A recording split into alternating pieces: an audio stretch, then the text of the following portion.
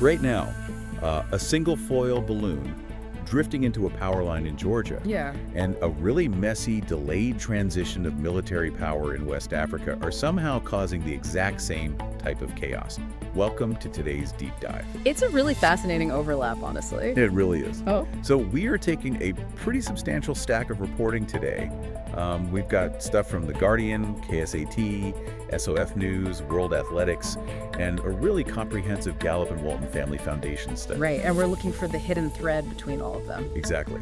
So for you listening, our mission for this session is to take these global dispatches, from extreme weather to corporate mega mergers, global conflict, and even the AI revolution in America's heartland, and map out the mechanics of catalysts and consequences. Basically, we want to look at how a single spark, sometimes a literal spark, can just upend entire ecosystems. Yeah, and why human beings and our institutions are, well, just struggling so badly to prepare for these massive disruptions. The whole theme here is the anatomy of a tinderbox. Whether you're looking at a physical forest or a geopolitical region, the catalyst itself is usually pretty mundane. It's the primed environment that dictates the scale of the actual disaster. So let's start with the literal sparks, right? The extreme weather that is just currently sweeping the U.S. It's been devastating, yeah. Looking at Georgia and Florida, we have these massive wildfires raging. Over 120 homes have just been completely destroyed. And the scope of it is just, it's hard to even visualize. Right, like the Highway 82 fire in Brantley County. Yeah. That one alone has destroyed 87 homes. Oh. Which is the highest number of homes lost to a single fire in Georgia's entire history. Wow. Yeah, it spans 14.8 square miles right now and is only sitting at 10% containment. And the human toll is obviously the most sobering part of all this. In Florida, there was the really tragic death of volunteer firefighter James Kevin Cruz. Oh, that's terrible. Yeah, he suffered a medical emergency while battling one of these intensive brush fires. The toll this takes on first responders is just immense. And it's not even isolated to fires, right? Yeah. We have severe weather hitting Oklahoma, specifically an EF4 tornado in Enid. Which is massive. Yeah, and EF4 means sustained winds over 165 miles per hour. It damaged 40 homes, though thankfully no deaths reported there. Mm-hmm. And then severe storm fronts in Texas causing at least one fatality. The volatility is everywhere. It is. But going back to the wildfires, if you look at the incident reports, the causes are almost, well, insultingly small. Right. One of the historic blazes was triggered by a foil balloon hitting a power line, and another was just sparks from a welding operation. Just a balloon and a spark. Right. So let's unpack this for a second. It's like leaving a room full of gunpowder and blaming the spark, right? What is actually making the environment so volatile in the first place? Well, according to the environmental data, it's a lethal combination of a few things. You have extreme, sustained drought, really gusty winds, and of course the compounding impacts of climate change. Right. But there is this highly specific, lingering variable that people are missing here, and it's Hurricane Helene from back in 2024. Wait, 2024? 2 years ago? Yeah, exactly. A hurricane from 2 years ago is the primary fuel source for a fire happening right now. I know, it sounds wild, but it comes down to biomass. Hurricane Helene left dead trees everywhere, massive wind throw, root shear.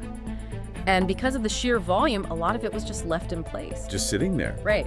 Sitting in the sun, slowly baking during this severe drought cycle.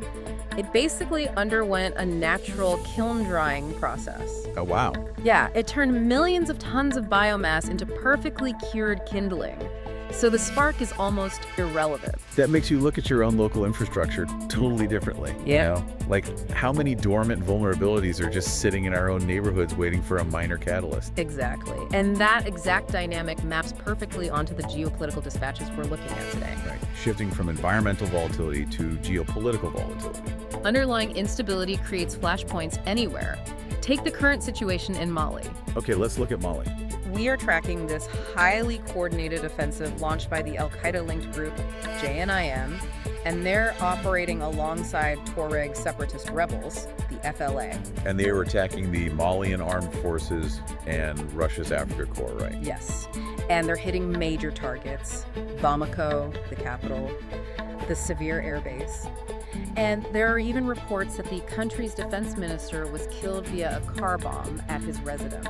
Is a massive escalation. And we're seeing similar flashpoints in Colombia, too. Right, the bus bombing. Yeah, a horrific bus bombing on the Pan American Highway in the Tajibio Caca department. 20 people killed, 15 women and 5 men and 36 injured. Just horrific. And authorities tie this to former FARC rebel dissidents, specifically the Ivan Mordisco network. They're fighting for control of drug trafficking routes. And these local conflicts send out global ripples, too. Like, global turmoil in places like the Middle East is squeezing the global oil market so tightly right now that California's jet fuel supply is at a 3-year low. Everything is connected. But wait, I want to push back on the Mali situation for a second. Didn't Mali have massive international backing to fight these exact insurgencies?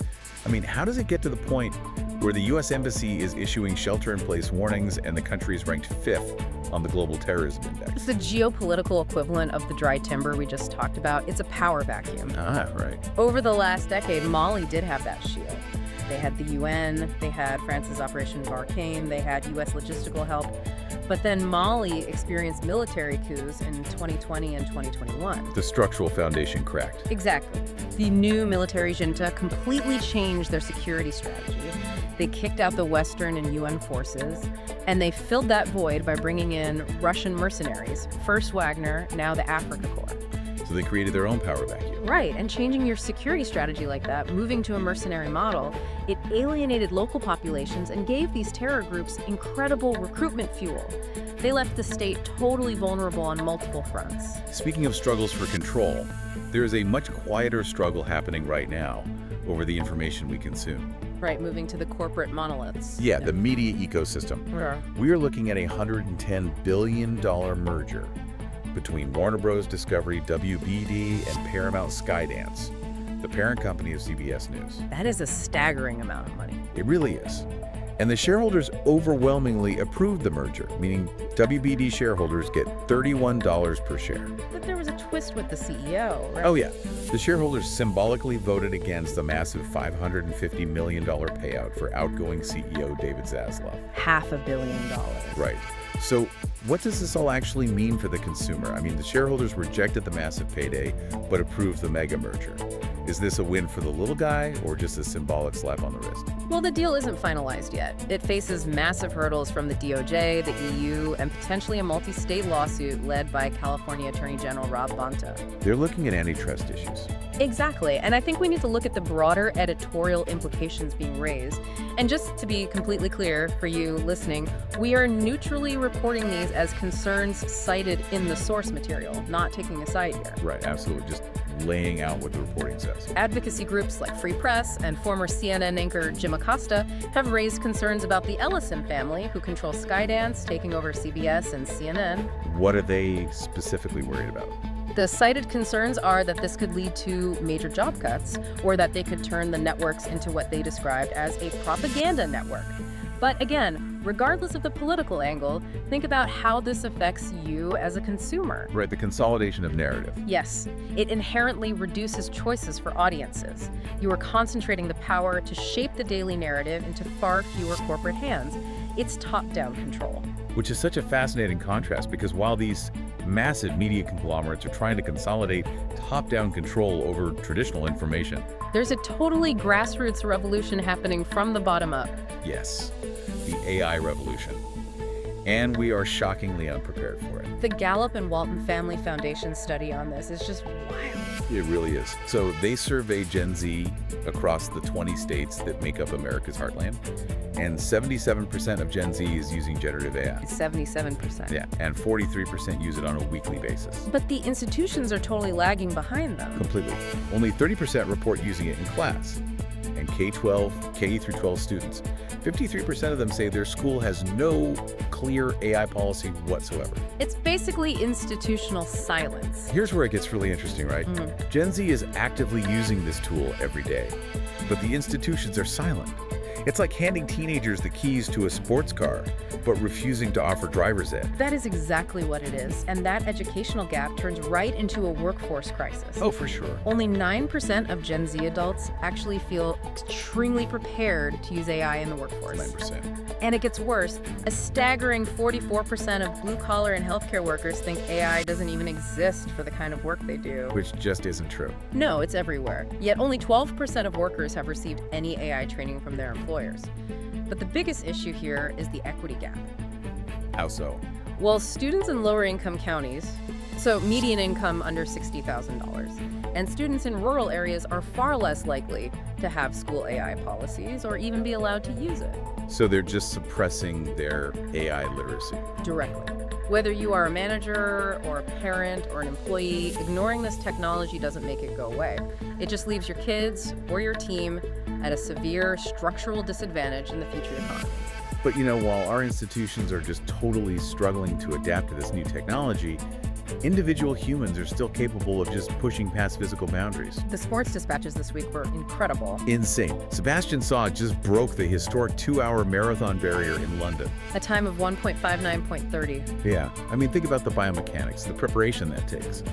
And we also saw Nelly Cordes securing her third major title and returning to #1 in golf. The precision required for that is just mind-blowing. And Carson Hocevar getting his first NASCAR Cup win at Talladega. These sports dispatches serve as a really profound reminder. They show what dedicated focus and actual preparation can achieve. Right.